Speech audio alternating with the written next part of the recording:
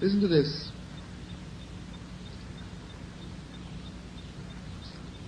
You know, I think I told you once, when I was just came out from a yeshiva, you know, while I was in yeshiva, I was absolutely not in this world. It means it had nothing to do with the world, you know.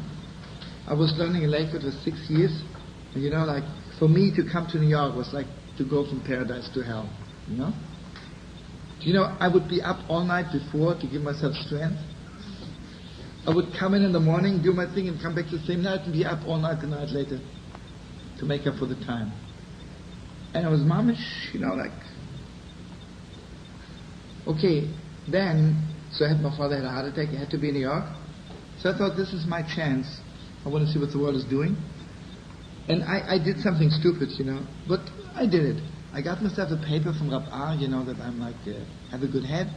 And I went to Columbia, and the woman there who was, by the way, she was the head of the League for the Arab Refugees. You know, she's the biggest anti-Semite in the world.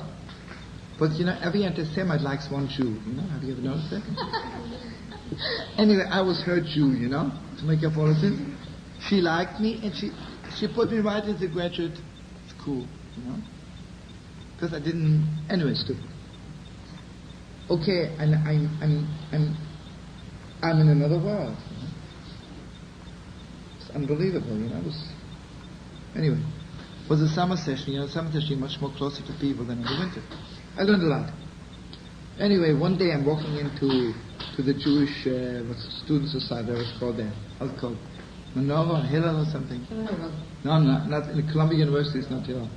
Menorah or something. This is the first time I walked in there. And the first time I meet those kind of kids, you know, so-called intellectuals, who don't know exactly what a Jew is all about, but... And this Reform rabbi gives the biggest speech ever since the creation of the world. He says, I'm just coming back from Cincinnati. And you have to realize today I'm like a little bit, I wouldn't say more open, but okay, I'm not putting my syrup on this rabbi. That time I came out from the yeshiva and I was burning up. I knew what the Jew was supposed to be, right? And this Reform rabbi, he says, I'm coming back from a convention and our theme was God.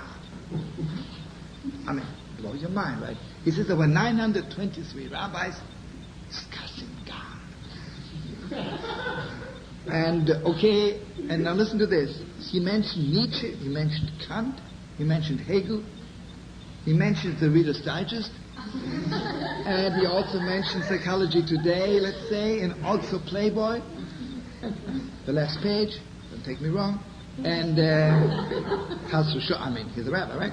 And what else? And what else? That's it. And they discuss a mature concept of God. That we Jews have such an immature concept of God, meaning the religious Jews have an immature concept of God, and the Reform rabbis got together and they want to give a real mature concept. I'm burning up there. Am I supposed to jump at his throat? Am I supposed to knock him off? Am I supposed to take some cold water and pour it over his head? I didn't know what to do, but in the meantime I didn't do anything. This rabbi there, Rabbi Hoffman, saw me for the first time, and everybody was talking, and I was afraid to open my mouth, because if I opened my mouth I have to knock him off. Didn't say anything. But he must have sensed. Later on we became good friends. He was like a super Reform rabbi, but he was a sweet Yiddler, you know? Anyway, he says, I see for the first time a young rabbi here. He says, aren't you studying to be a rabbi? He says, yeah, I'm a student in Lakewood, yeshiva, studying to be a rabbi. He says, would be very interesting, he says, you know, would be very exciting. A Reform rabbi and a future Orthodox rabbi, you know? I said to him, listen, brother, I'm afraid it'll be more exciting than you would like it to be, you know, but I said, you know, as a Reformer, what's your name? Rabbi Cohen. Let's say Rabbi Cohen, you know? I says, before I begin even to talk, you have to promise me that you forgive me for whatever I say. And I mean it. It's okay, I forgive you.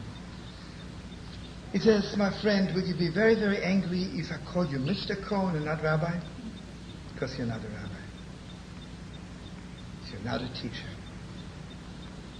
Maybe you're a good man. But you can talk about God to us Jews and not say one great Jew who thought about God only. Hegel, Nietzsche, Kant. It says, it so happens that I know the Yiddishkeit on my own. But imagine I'm a student and I'm coming in to hear something about Judaism, and all you have to give me Nietzsche. If I want to hear Nietzsche, I go to a philosophy class. Oh, I forgot one thing. He mentioned Rabbi Akiva, and he laughed.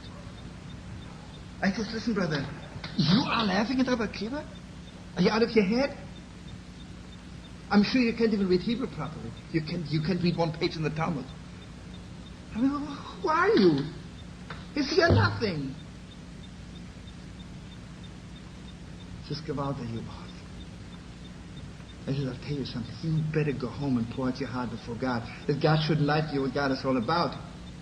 I said, do you think I'm impressed because 923 rabbis, rabbis, whatever you call themselves, talking about God? I said, you should be afraid to take the word God in your dirty mouth. I said, I'll tell you something. I have very good advice for you. You better go to Meir Shorim. You go to Israel. And the first little boy with long payas may not be your type of a Jewish boy, but he looks like our forefathers. He looks like a real Jew. He looks like a Jew of Abraham, Isaac, and Jacob. And he's 3 years old. He has no PhD. He never went to Columbia University. And you'll ask him, what is God?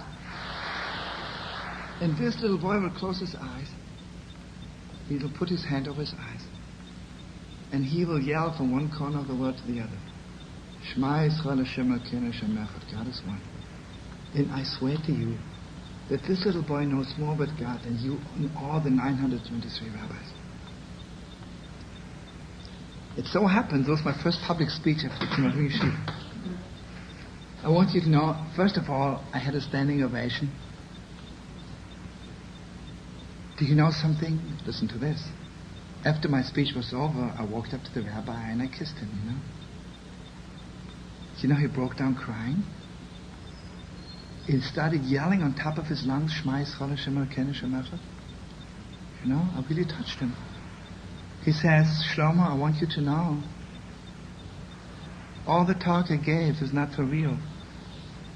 Inside I'm burning up, you know. It's one of those unbelievable, you know. But you see, this is Moshe Rabbeinu's kind of a Jew, right?